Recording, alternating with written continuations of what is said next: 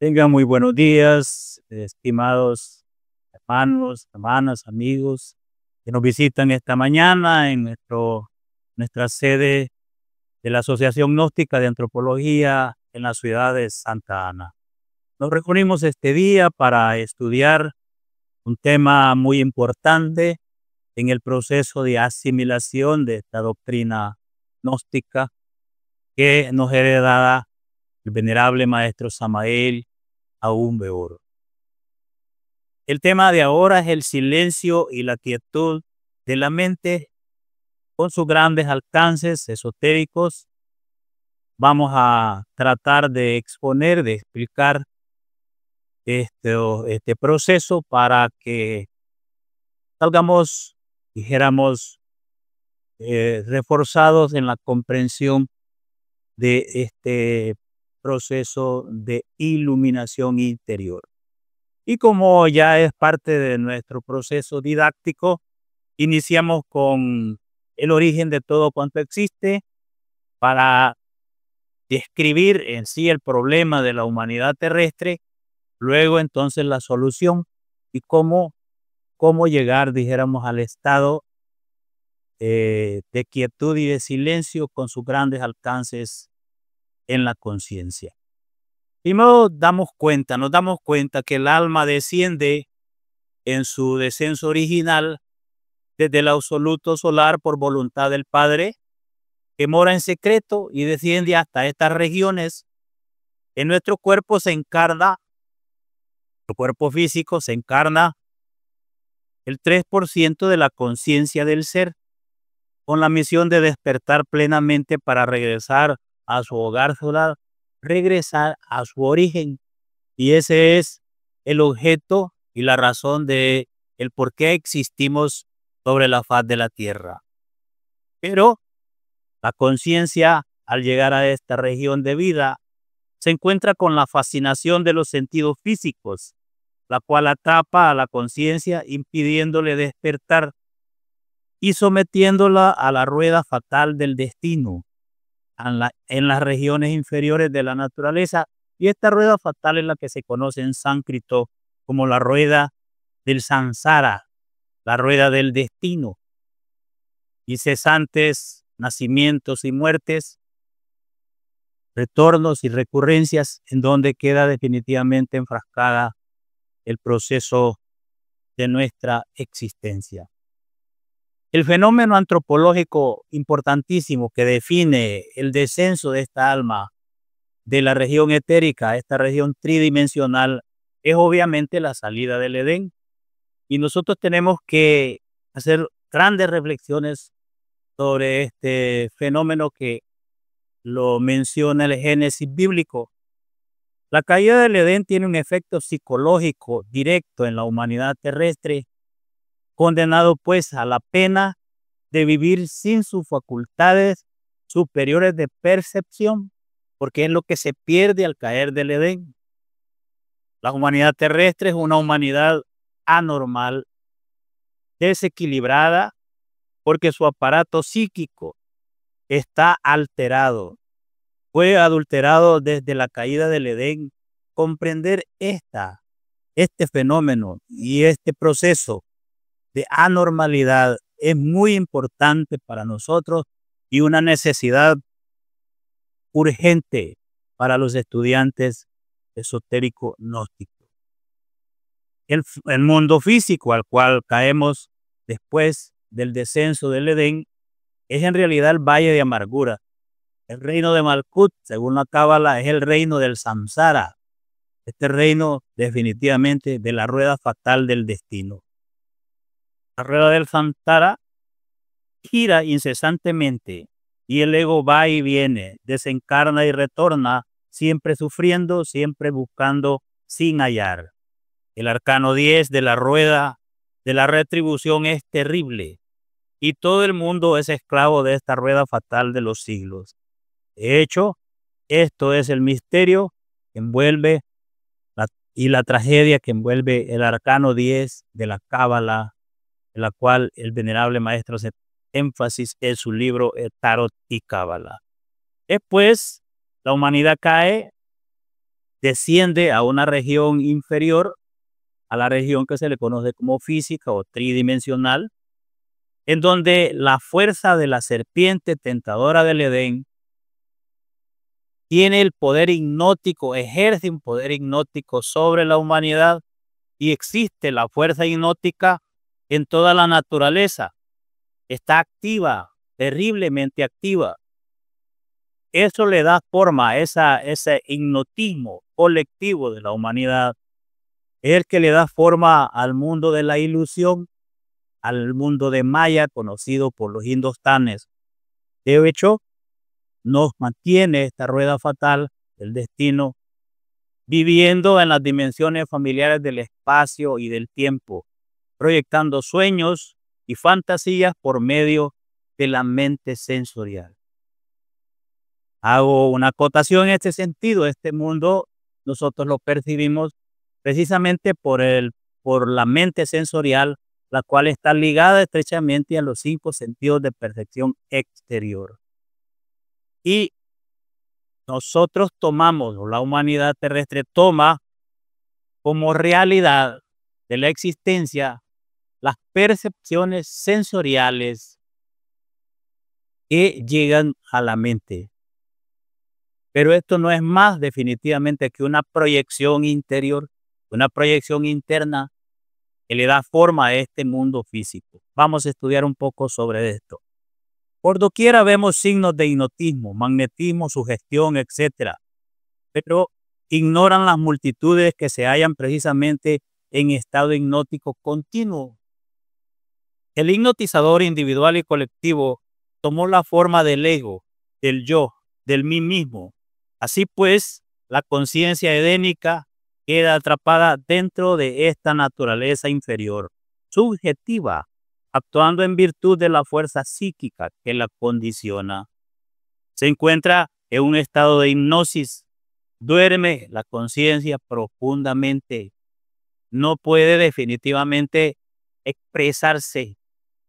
Para esto vale la pena hacer una explicación breve.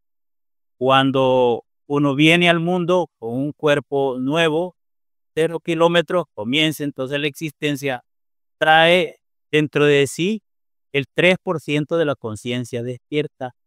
Es decir, se nace en una condición edénica, pero en el proceso del primer septenario de vida, cuando se forma la personalidad, realmente caemos nuevamente del Edén.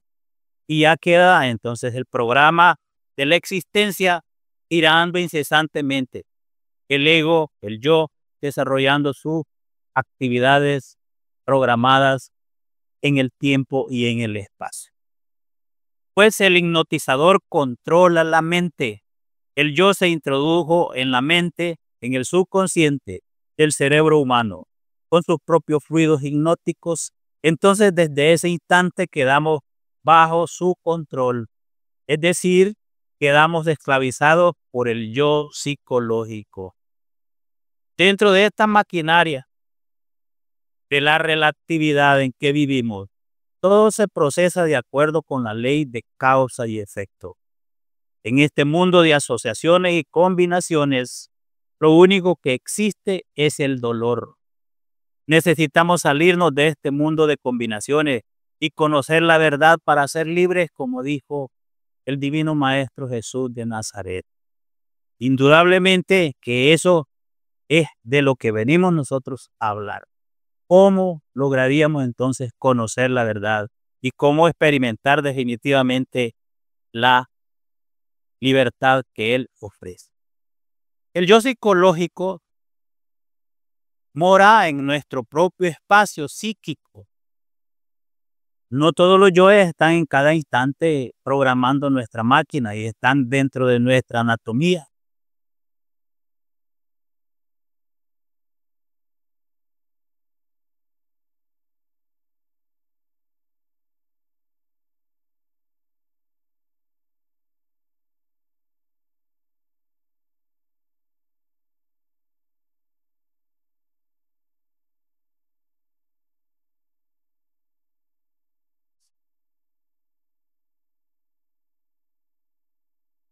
En su momento, cada uno programa y controla la máquina orgánica. Cuando un yo está al frente de esa maquinaria o de nuestro cuerpo, se cree que es el único y por eso promete cosas que definitivamente cuando es desplazado por otro yo, pues no lo va a cumplir. Y esa es la naturaleza humana, ¿no? El que piensa en nosotros es la mente. El íntimo no piensa. La mente humana en su estado actual de evolución, dice el venerable maestro, es el animal que llevamos dentro. Es una mente animal. No es una mente ni siquiera humana, sino que tiene estos rasgos animalescos. Y funciona definitivamente así, como más o menos están viendo en la presentación. Uno de estos yoes programa, toma control de la máquina y proyecta en sí lo que piensa, lo que siente e impulsa el cuerpo a actuar de acuerdo a sus intereses y a sus proyecciones. Y esa es nuestra naturaleza y esta es nuestra cruda realidad en este mundo de dolor y sufrimiento. Esta cuestión pues del mí mismo, lo que yo soy, lo que piensa, siente y actúa, es algo que debemos nosotros autoexplorar para conocer profundamente. Esto de autoexplorar es bien importante, porque ¿quién tiene que autoexplorar y observar este mundo psíquico, esta atmósfera psicológica? Es precisamente la conciencia. Somos gente dormida, inconsciente, y eso es lo grave. Desafortunadamente, pensamos de sí mismos lo mejor y ni siquiera sospechamos que estamos dormidos y que somos gente hipnotizada, que somos gente definitivamente condicionada de instante en instante por las diferentes estructuras psíquicas que nos programan. Y pues esta proyección permanente, psicológicamente hablando, es nuestra existencia misma, es una proyección de los diferentes yoes con sus diferentes intereses, con sus diferentes sueños y fantasías. Y eso es lo que hace que nosotros, esa es tristemente nuestra vida. No conocemos en el fondo y no vivimos después de nuestra niñez, no vivimos entonces instantes verdaderamente conscientes. Por eso se necesita la práctica, se necesita qué hacer, qué es lo que vamos a hacer. Es que el yo psicológico es el que proyecta y el que existe a través de nuestro cuerpo y a través de nuestro sistema nervioso, a través de nuestra mente. Los habitantes de la Tierra, dice el venerable, son anormales. Tienen una psique subjetiva, incoherente, imprecisa. El yo psicológico proyecta sus sueños y fantasías en el mundo exterior. Esta condición psíquica crea la ilusión colectiva de la vida. Tomamos las formas o proyecciones mentales como la única realidad que existe. Ese es el problema humano. Ese es el problema.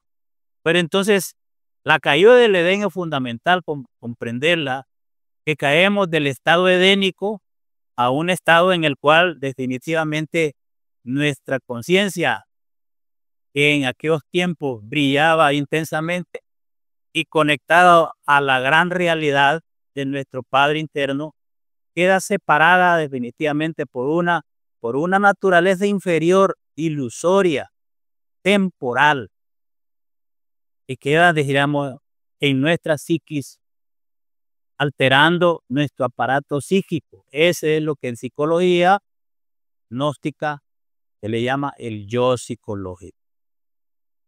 ¿Qué podemos hacer? Bueno, entonces comenzamos a estudiar lo que nosotros podríamos hacer para corregir esta condición.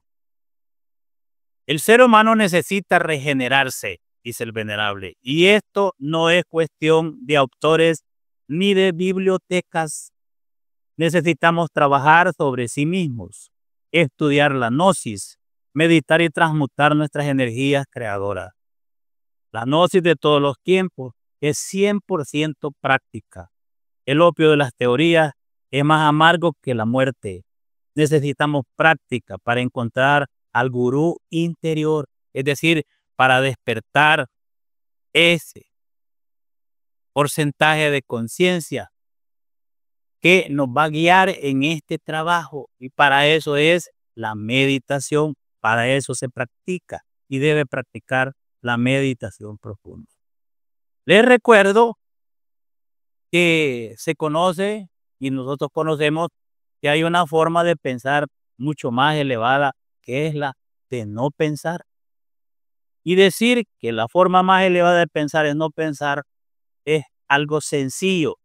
Sin embargo, en la condición del condicionamiento psicológico y en el parloteo incesante que hay en nuestra mente, producto de la acción del yo psicológico, dejar de pensar es algo completamente difícil. Sin embargo, es como la antesala de la quietud y del silencio total de la mente. Dice el venerable que cuando se logra la quietud y el silencio de la mente, el yo con todas sus pasiones, deseos, apetencias, temores, afectos, etcétera, se ausenta. Y cuando el yo se ausenta de nuestra mente, recuperamos la condición edénica. ¿Sí? Solo en ausencia del yo, en ausencia de la mente, el Buddhata puede despertar para unirse al íntimo y llevarnos al éxtasis. Este tema Buddhata, este tema viene del Zen, viene de la filosofía oriental y es lo mismo que decir alma, esencia, es lo mismo.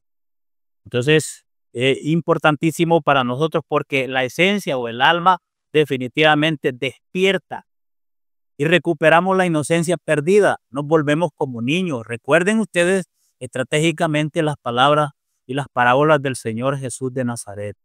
Dejar que los niños vengan a mí porque de ellos es el reino de los cielos. Y si no sois como estos niños, no entraréis al reino de Dios. Por eso necesitamos nosotros reconquistar la inocencia perdida. Y eso se reconquista cuando nuestra mente está totalmente quieta y en silencio. Es la necesidad estratégica a la cual nos enfrentamos definitivamente. Dice la Madame Blavatsky en su libro maravilloso, La voz del silencio. Dichosos los que solo se mueven con la voz del silencio. A ellos nunca les faltará el pan, abrigo y refugio. Vivirán sin problemas y tendrán bienaventuranza. Antes que el alma pueda comprender y recordar, debe estar unida al hablante silencioso. Lo mismo que la forma que ha de tomar la arcilla está primero unida a la mente del alfarero. Porque entonces el alma oirá y recordará. Y entonces el oído interno hablará, al oído interno hablará la voz del silencio. Palabras grandiosas, esa obra, que si pueden definitivamente tenerlo de cabecera, siempre bien importante. La voz del silencio de Blavatsky es una guía perfecta para buscar el por qué acallar ese proceso. Nos explica el venerable maestro que el camino de la meditación interior profunda nos conduce a la quietud y el silencio de la mente. Cuando la mente está quieta, vacía de pensamientos, deseos, opiniones, etc. Cuando la mente está en silencio, adviene a nosotros eso que conocemos como verdad. Cuando se abre la mente interior, percibimos con la esencia, con los sentidos superlativos del ser, las cosas en sí, tal cual son, mientras nos hallamos así sumergidos dentro del gran vacío iluminador, escucharemos la voz del silencio. Y este término vacío iluminador es precisamente la experiencia directa de la conciencia o de nuestra alma, libre del condicionamiento de la mente, fusionada al Cristo íntimo y a su real ser interior profundo. Está completamente iluminada y dijéramos, en un ambiente de partículas dijéramos, en un estado cuántico de existencia que hace sentir la presencia solo de la luz en un espacio vacío, aparentemente. Así pues, que la meditación nos conduce definitivamente a ese estado de arrobamiento espiritual, o como le llamaba Santa Teresa de Jesús, de contemplación del mismo ser. Así es como vamos comprendiendo la importancia que tiene la práctica. ¿Y qué vamos a practicar? Pues obviamente la meditación para alcanzar el silencio y la quietud. Reitera el venerable maestro y dice, cuando la mente queda quieta y en el más profundo silencio, ese es el instante en que la esencia, el alma, se escapa para experimentar lo real. La mente, así como la tenemos, la mente sensorial, dividida incesantemente en un batallar de antítesis, en la lucha de los opuestos. Una mente así dividida no puede experimentar lo real, no puede experimentar la verdad. La verdad solo puede experimentarse directamente con la conciencia. Y existe la verdad solo definitivamente cuando la conciencia puede percibirla directamente. Y ahí estamos completamente de acuerdo con algunas conclusiones que hace definitivamente la ciencia moderna en estos tiempos de la física cuántica. Las cosas existen hasta que pueden ser observadas. Y entonces el observador de todo esto es la conciencia misma. Aún nuestro yo psicológico adquiere plena realidad cuando es auto-observada, cuando es vigilada por la conciencia misma. Así pues, vamos entonces entendiendo este proceso. Dice, cuando ya la mente se encuentra completamente quieta y en silencio, sin perturbaciones y completamente serena, en estado receptivo, ese es el estado unitotal. Los devotos de la senda recibirán iluminación interior profunda de su propio real ser. Pues, mis queridos hermanos y hermanas, amigos que nos escuchan, que nos ven en las diferentes plataformas de nuestra Asociación Gnóstica de Antropología, el silencio de la mente rompe la ilusión de la existencia humana para vivenciar la gran realidad. El silencio de la mente está ligada estrechamente al despertar de la conciencia. Indudablemente que si escudriñamos la enseñanza gnóstica del venerable maestro Samael, es enfático en este sentido.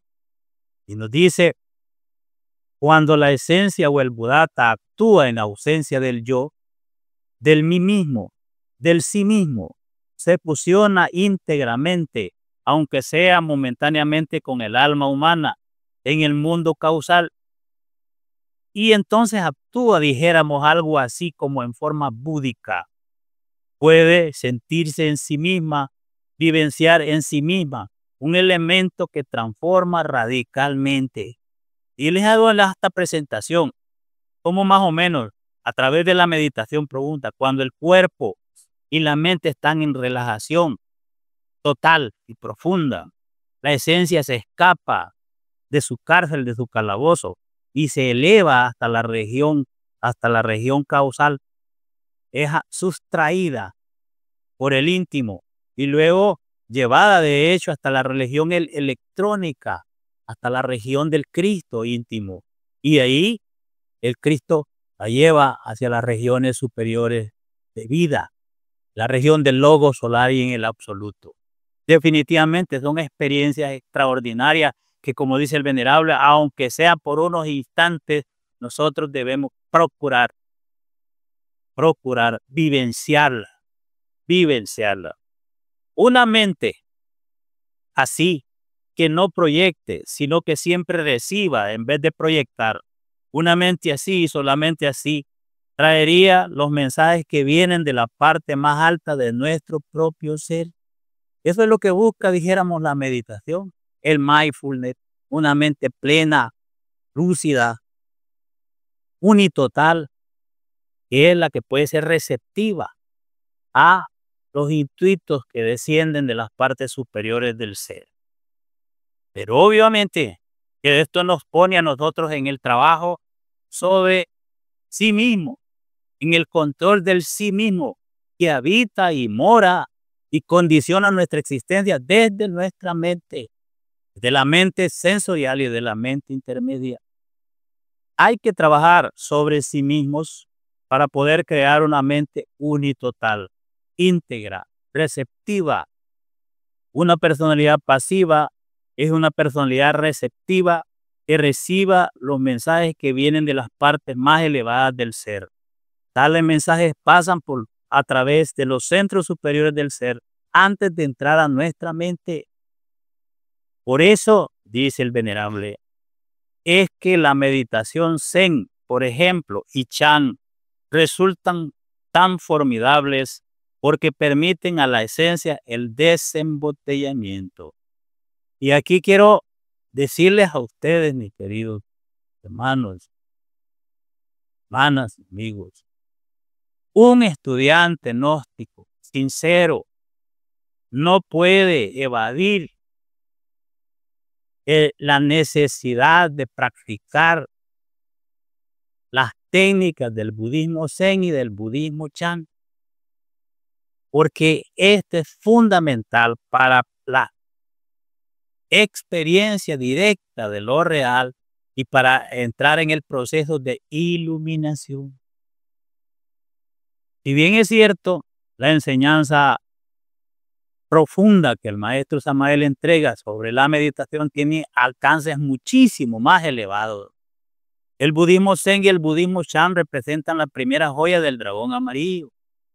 El maestro nos entregó la segunda joya del dragón amarillo, que es cuando esa conciencia ya libre, soberana, libre de la mente, domina precisamente a esa fuerza hipnótica que está programando la mente y la obliga a silenciarse o la condiciona, de hecho. Esa es la segunda joya del dragón amarillo, pero existen 7 joyas del dragón amarillo. Cada uno va experimentando una joya, pues obviamente le entregarán las otras. Así pues, que necesitamos nosotros comprender la necesidad de practicar el silencio total de la mente que indican los maestros del Zen y del Chan. Que para el maestro Samael, que para lo que entregó el maestro Samael, este es como el pre-kinder del trabajo práctico, es cierto. Pero eso no quiere decir que nosotros estemos por encima del budismo Chan, del budismo Zen. Necesitamos ser lo más sinceramente posibles budistas Zen, budismo Chan, en el aspecto práctico para poder experimentar el despertar de la conciencia. Nos dice el venerable que en el terreno práctico de la meditación tenemos que decir que lo que buscamos es precisamente pasar más allá de la mente y de los sentimientos. Más allá de la mente está la deidad, nuestro Dios interno, el espíritu universal de vida, la dicha, el éxtasis, la felicidad infinita. La meditación trasciende la ilusión, de hecho, cuando la practicamos definitivamente con el ánimo del despertar pleno. Es importante para nosotros, los queridos, en esta era, en este tiempo de decadencia de todos los valores.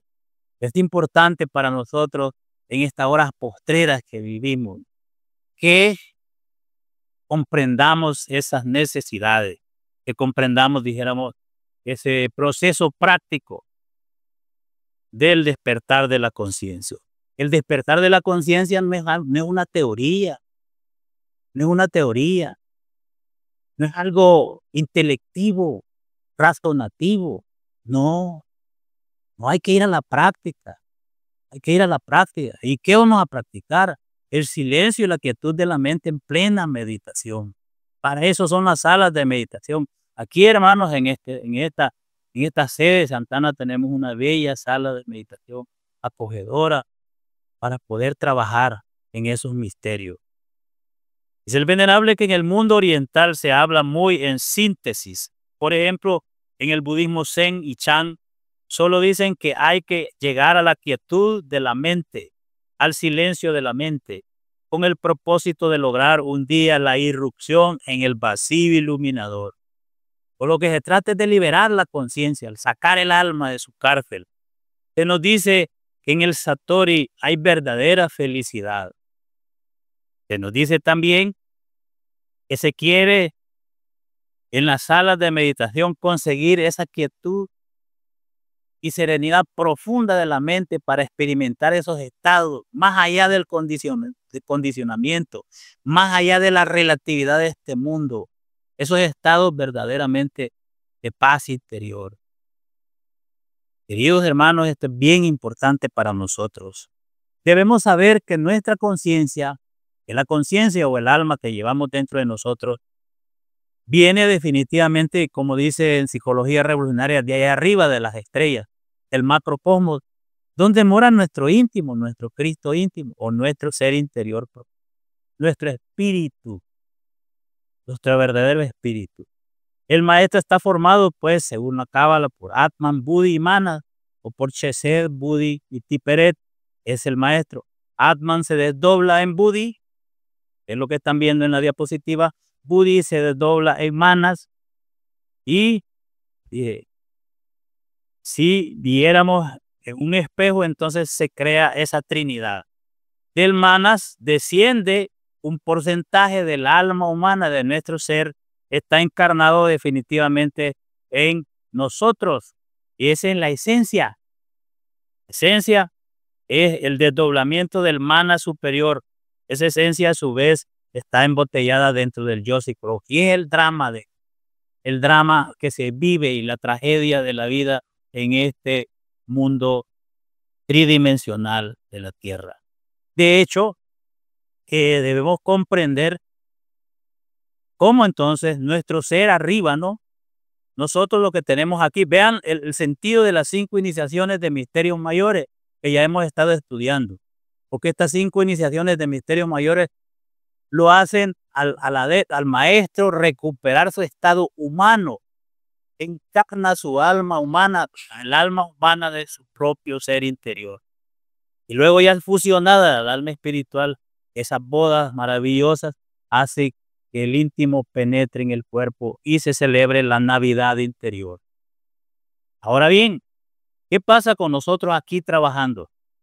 De la esencia, pues, que es un desdoblamiento del Manas superior, tiene que salir de nosotros hacia arriba en este proceso de despertar. Durante el éxtasis y en ausencia del yodi, la esencia puede vivir libremente en el mundo de la niebla del fuego. ¿Y cuál es la niebla del fuego? El mundo de los electrones, el mundo electrónico. El mundo electrónico es la región del espíritu puro, hermano. Nosotros vivimos aquí en un mundo molecular, en un mundo celular. O una vez muertos o desencarnados, pasamos a vivir en las regiones moleculares, en las distintas regiones moleculares. Pero más allá de la molécula está la región electrónica, que es donde está el espíritu. Y eso es lo que, de hecho, estamos tratando de graficarles aquí para efectos de alguna comprensión. Y de ahí, obviamente, la conciencia del alma puede ascender hacia la experiencia directa con el Padre de todo cuanto existe. Pero esto es posible experimentarlo en una práctica de meditación. En una práctica de meditación. Nos dice el venerable que la idea del trabajo esotérico gnóstico es la de ampliar claramente nuestra propia conciencia. Todo el objeto de nuestros estudios gnósticos es hacer que el conocimiento de sí mismo se torne más consciente, más consciente. La conciencia en sí misma es un tipo de energía con elevadísima frecuencia vibratoria. Elevadísima frecuencia vibratoria. La conciencia es luz que el inconsciente no puede percibir. No puede percibir, pero está aquí ahora dentro de nosotros. Eso es lo que tenemos que comprender. Necesitamos saber que la conciencia está enfrascada entre todos esos múltiples agregados que constituyen el ego. El yo se expresa con múltiples pensamientos, charlas internas, etc. Entonces, ¿qué? La quietud y el silencio, eso es lo que se quiere durante la meditación. Precisamente eso, porque cuando la mente está quieta, cuando la mente está en silencio, dice, adviene lo nuevo, adviene la gran realidad, gran realidad. Insiste, insiste el maestro en eso. En todas las obras, mis queridos hermanos, no podemos asumir o aducir ignorancia de esto. Es lo que sí hemos estado perdidos, perdiendo el tiempo en qué practicar y cómo practicar. Definitivamente, dice el venerable, cuando la mente queda quieta y en el más profundo silencio, ese es el instante en que la esencia, el alma, se escapaba para experimentar lo real. Eso es el despertar de la conciencia. Necesitamos la conciencia cósmica. Ese es el sentido de una conciencia del cosmos. Esto es la vida y el orden del universo, una conciencia fusionada con el universo mismo, experimentando en sí la cruda realidad de todo cuanto existe. Eso es Dios mismo, experimentar dentro de Dios. Así pues, que vamos concluyendo, ¿cuál es el poder grandioso que tiene alcanzar la quietud y la serenidad de la mente? El poder nos lleva hacia el despertar de la conciencia y hacia la percepción directa de lo real. Dice el venerable, si tuviéramos la conciencia despierta, no habría guerras en el mundo. Si tuviéramos la conciencia despierta, no habrían conflictos, problemas de ninguna especie, muchas luchas entre trabajadores y patrones, entre distintas naciones, entre distintos intereses. Si la humanidad toda tuviera la conciencia despierta, habría paz en cada ser viviente y reinaría la felicidad sobre la paz de la tierra. ¿No es eso lo que vemos nosotros en nuestro mundo? ¿No es eso lo que vemos? Si partimos desde los hogares y partimos desde la unidad pequeña de la familia, ¿no es eso lo que vemos? Porque la conciencia no está presente. Y no es eso lo que está llevando al mundo a su autodestrucción, con la amenaza permanente de la guerra atómica, que es lo que viene e inevitablemente ocurrirá, porque el ego le pone a esta humanidad un chip de autodestrucción. Nosotros necesitamos como tal trabajar intensamente para colocarnos en una octava superior a cómo está el resto de la humanidad. Irradiar desde adentro, irradiar entonces lo mejor que puede salir de nuestra conciencia libre. Así pues, importantísimo comprender para nosotros esta condición. Cito algo sobre la ciencia cuántica que coincide con el proceso del trabajo de la autoobservación, de la autoexploración misma. Y dicen los señores de la física cuántica que la realidad cuántica depende de la conciencia de Dios y el mundo físico depende de la realidad cuántica. Por lo tanto, el mundo físico depende de la conciencia de Dios. Y cuando hablamos de cuántica, estamos hablando de las partículas infinitesimales que fusionadas dan origen a este mundo. Dan origen a la materia tal como nosotros la conocemos e inclusive en nuestro cuerpo físico. Definitivamente debemos comprender que para que nosotros tengamos plena conocimiento del sí mismo, necesitamos desarrollar el sentido de la autoobservación. Y este sentido de la autoobservación implica entonces poner la conciencia en esa condición de iluminar la oscuridad de nuestra mente, observar al ego, y entonces el ego sí toma una realidad cuando ha sido observada directamente por la conciencia superlativa del ser.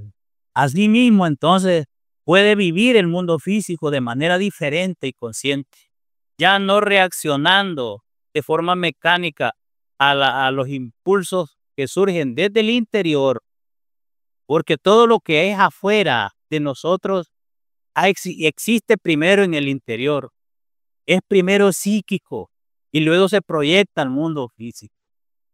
Eso, hermanos, así es ineludible si somos estudiantes gnósticos. Lo exterior es lo interior.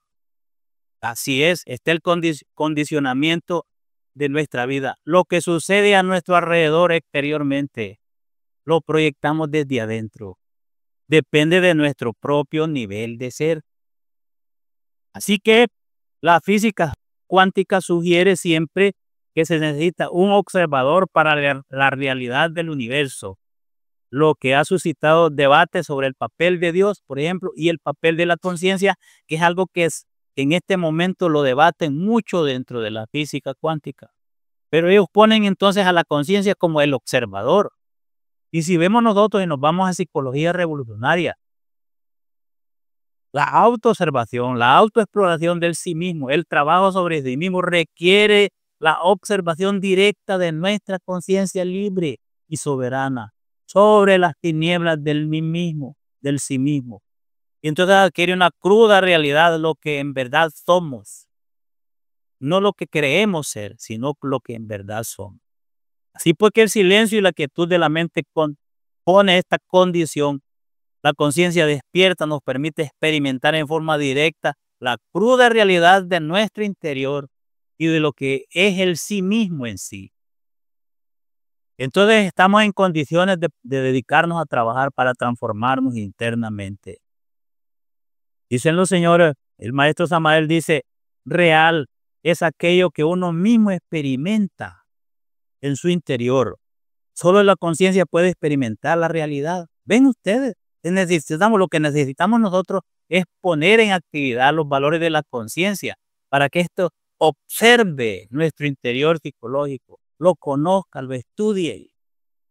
Si pensamos en eliminar un yo psicológico, la conciencia tiene que observar, conocer a ese yo en los 49 niveles del subconsciente y entonces puede ser eliminado. Antes de eso no se puede, porque es un requisito, lo pone la Divina Madre Kundalini para poder eliminar un defecto. Así pues, mis queridos hermanos, la dialéctica de la conciencia se fundamenta en las experiencias vividas y no en mero racionalismo subjetivo. Se necesita observar, se necesita ese detalle, el observador de todos esos puntos negros en nuestro interior. Se necesita la luz de la conciencia penetrando en las tinieblas subjetivas de nuestro subconsciente. La conciencia, pues, es la aprehensión del conocimiento interior. ¿Por qué buscamos afuera lo que no podemos encontrar adentro? Esto solo se logra si aprendemos a meditar. Por favor, queridos hermanos y hermanas, por favor.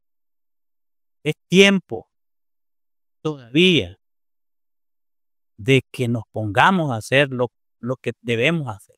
Fácil.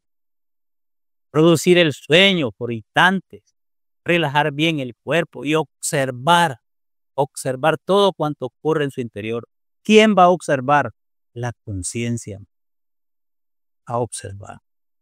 Así pues es necesario comprender la necesidad de la experiencia directa de lo real, dice el venerable. Es necesario entrenarnos en la meditación. Solamente es posible llegar a la experiencia de la verdad a través de la técnica de la meditación. Solo en ausencia de la mente podemos nosotros vivenciar lo real. Lo dice, lo reitera definitivamente el venerable maestro Samael. Así pues, que la práctica por excelencia definitivamente es la práctica del silencio y la quietud de la mente.